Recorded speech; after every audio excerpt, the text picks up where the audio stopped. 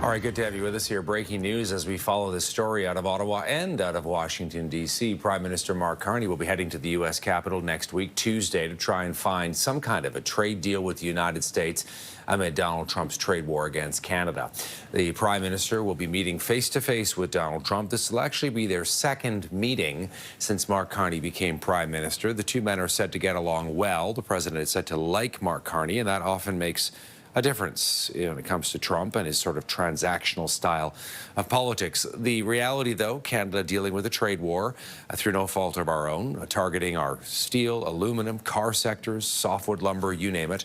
Former Foreign Affairs Minister Peter MacKay was on our show earlier talking a little bit about what this meeting might mean and also Donald Trump's continued insults about Canada. Listen to this. As long as this continued reference to the 51st state remains foremost in the president's mind, this is not an atmosphere that is going to make these type of negotiations easy, and it's something that absolutely enrages Canadians and isn't going to happen.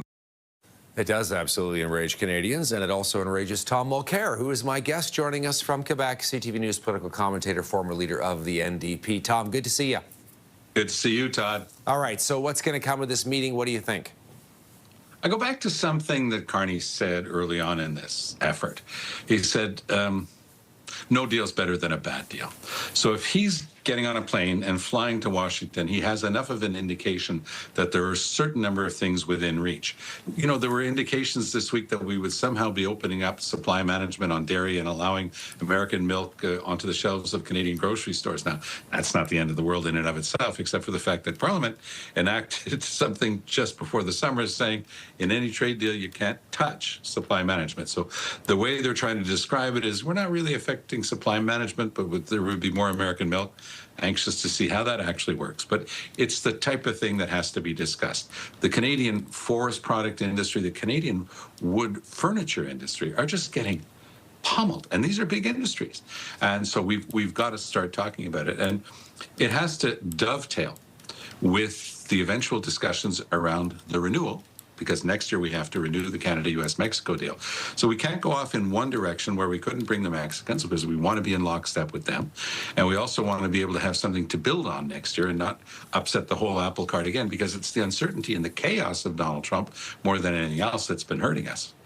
Some people might think, Tom, that the two leaders, kind of get together and they hammer out a deal in person. But as you know, there's a whole lot of negotiating that happens in advance of a meeting of this type of thing. A lot of the hard stuff is dealt with before the two men are going to actually get together. And you're just indicating there that in order for Carney to go to Washington, it would seem possibly, maybe, that there's some kind of an off-ramp to this trade deal. What do you think? Am I being naive? There would have to be. Yes, I don't think that Prime Minister Carney would be getting on a plane and flying to Washington. But believe it or not, Donald Trump actually does know quite a bit about negotiating, and putting Carney on the plane and bringing him to Washington in Trump's worldview would be, okay, now I've got the sucker here and I can basically, put in whatever I want. I think the two people primarily are responsible for moving this thing ahead. It's Dominic LeBlanc on the Canadian side.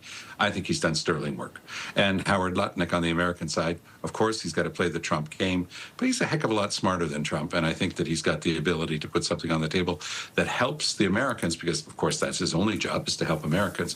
But he's also understanding that what was done with Canada is having negative effects on American consumers first and foremost.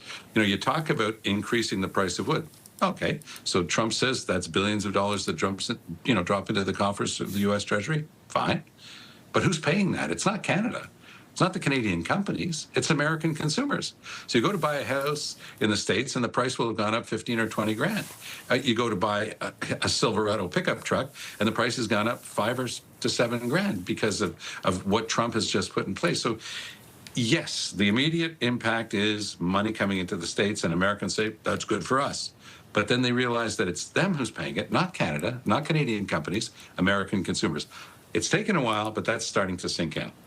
Other question for you. We know that the Canadian economy could be already in a recession. We know there's clearly a slowdown happening in the American economy as well. How much of a factor are those on what's happening here in this meeting between the two men? If there's one thing that Mark Carney knows better than any other leader in the G7, it's how economics work.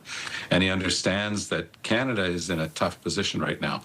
When Trudeau came to power, he said, money's cheap. I'm going to spend a lot more than what we're taking in. So deficit spending to the tune of $100 billion before the pandemic, because the Liberals love talking about the pandemic, but a lot of their increased spending was before. Then we spent another $500 billion or so overall that Trudeau had extra spending. And now we're facing another crisis, which is the tariff crisis with the Americans. And the cupboard is bare. We're heading for a massive deficit this year and no real plan to get to anything resembling a balanced budget anytime in the near future. So, I have my own view of this because I fought for balanced budgets against Trudeau in 2015. We didn't win. Trudeau won, and he got to spend all that money, but now we're paying a heavy price for it because you have to save something for the rainy day. And we had a massive series of rainy days with the pandemic, and now another rainy day with Trump, and we've got no ability to deal with it. If there's one person who can, it's Carney, because he's been talking to the big lenders in Europe, notably, and saying, we're going to change our financial rules, our fiscal rules, our tax rules. We'll make life easier for you. We've got these big projects we want to build.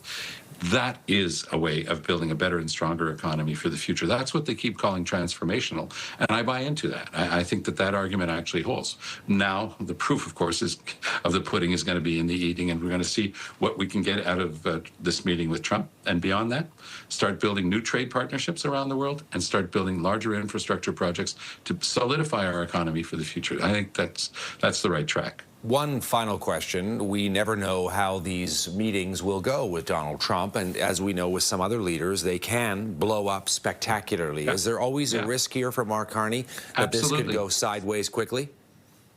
Absolutely. And just going back to what we were saying, the very fact that he's bringing Carney into his den is, from a Trump point of view, this is, okay, I've got this guy here now. He's got to announce something so I can try to beat some more stuff out of him. That's the Trump way of dealing with things. He's been dealing with the world that way for 50 years. He's not about to change for us.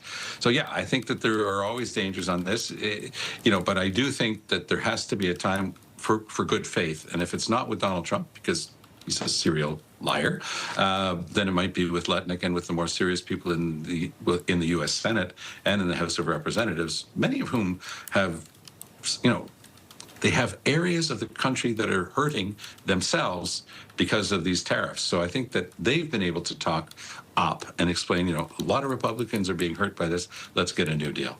Tom Mulcair, CTV News political commentator, former leader of the NDP, joining us from Quebec. Thanks for this, Tom. All the best. Have a great weekend, Tom. You as well.